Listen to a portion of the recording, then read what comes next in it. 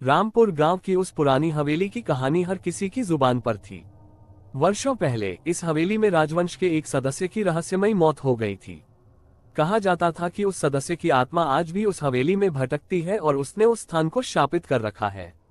हवेली की दहलीज पर कदम रखते ही लोगों को डरावनी आवाजें सुनाई देती और कई लोग हवेली के पास आते ही बेहोश हो जाते। गांव के बड़े बुजुर्ग कहते थे कि इस हवेली में रहना किसी मौत से कम नहीं।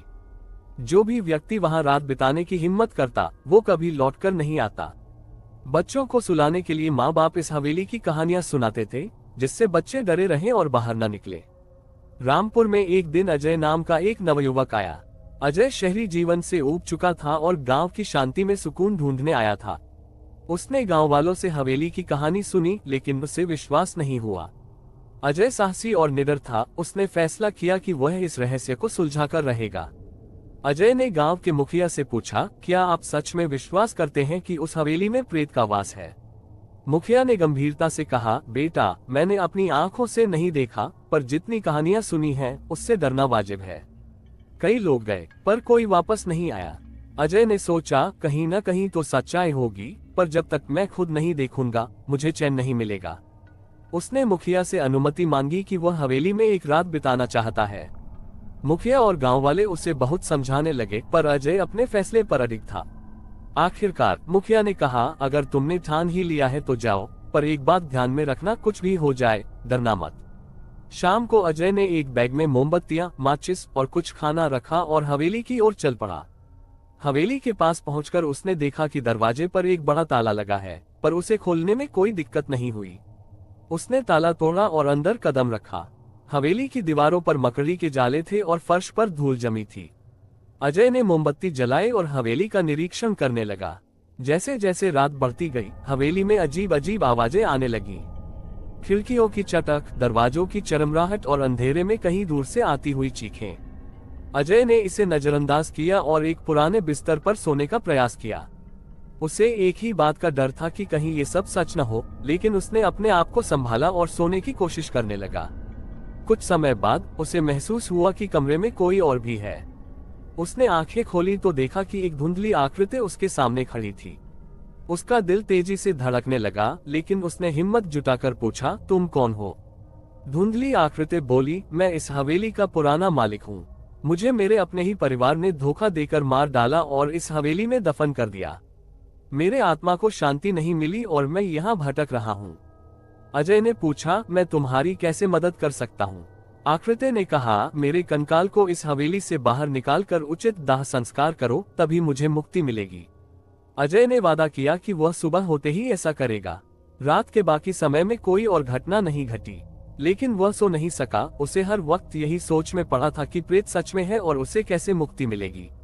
सुबह होते ही अजय ने गांव वालों को पूरी कहानी बताई और उनके साथ मिलकर हवेली के नीचे से कंकाल निकाला। उसे सम्मानपूर्वक दाह संस्कार किया गया।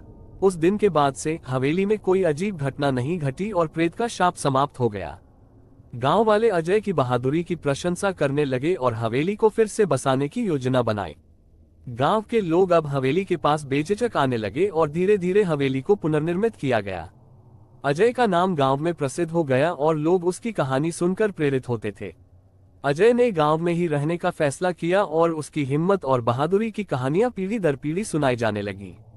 कुछ साल बाद अजय ने गांव की ही एक लड़की राधा से शादी की और वहीं बस गया। हवेली को अब एक आश्रम में बदल दिया गया था, जहां लोग ध्यान और योग के लिए आते थे। अजय और राधा ने उस आश्रम का संचालन किया और वहां आने वाले लोगों की सेवा की। अजय की जिंदगी अब पूरी तरह बदल चुकी थी। उसे शहरी जीवन की चकाचौंध में कोई दिलचस्पी नहीं थी। वह गांव की शांति और सुकून में ही खुश था। हवेली में आने वाले लोग उसकी कहानी सुनते और उसकी बहादुरी की तारीफ करते। एक दिन जब अजय अपने आश्रम में ध्यान कर रहा था, उसे एक अजीब सी शांति का अनुभव हुआ। उसे महसूस हुआ कि प्रेत की आत्मा ने उसे धन्यवाद कहा और अब वह शांति से अपनी यात्रा पर निकल चुका है। अजय को इस बात की खुशी थी कि उसने किसी की आत्मा को मुक्ति दिलाने में मदद की। समय बीतता गया और अजय की कहानी रामपुर गांव की धरोहर बन गई। लोग उसकी बहादुरी और निडरता की मिसालें देते थे। प्रेत का शाप अब केवल एक कहानी बनकर रह गया था, जिसे बच्चे सुनते और रोमांचित होते थे। अजय का जीवन अब सेवा और शांति के मार्ग पर चल रहा था। उसने अपने अनुभवों से सीखा कि डर केवल एक भ्रम है जिसे साहस और दृढ़ता से दूर किया जा सकता है। उसकी कहानी से यह संदेश मिलता था कि सच्चाई और हिम्मत के सामने कोई भी शाप टिक नहीं सकता। अजय और राधा के जीवन का एक ही उद्देश्य था, लोगों की सेवा करना और उन्हें भय से मुक्ति दिलाना। उन्होंने अपनी जिंदगी में कभी भी हार नहीं मानी और हर चुनौती का सामना किया। उनकी इस यात्रा में उन्हें कई कठिनाइयां आईं, पर उन्होंने हर बार अपने साहस और निडरता से उन्हें पार किया। गांव वाले अब अजय और राधा को अपने परिवार का हिस्सा मानते थे। उनकी सेवा और समर्पण की भावना ने पूरे गांव को एकजुट कर दिया था। रामपुर गांव अब एक शांत और सुखी स्थान बन चुका था, जहां लोग प्रेम और सद्भाव से रहते थे। अजय की कहानी से यह सीखने को मिलता है कि डर केवल एक भ्रम है जिसे साहस और दृढ़ता से दूर किया जा सकता है। उसकी बहादुरी और निडरता ने न केवल प्रेत को मुक्ति दिलाई, बल्कि पूरे गांव को एक नई दिशा दी। आज भी रामपुर गांव में अजय और राधा की कहानी सुनाई जाती है और लोग उनकी मिसालें देते हैं। अजय और राधा की जिंदगी में प्रेम, सेवा और समर्पण की भावना ने उन्हें गांव वालों के दिलों में अमर बना दिया। उनकी कहानी हमेशा के लिए एक प्रेरणा बनी रहेगी, जो सिखाएगी कि सच्चाई और हिम्मत के सामने कोई भी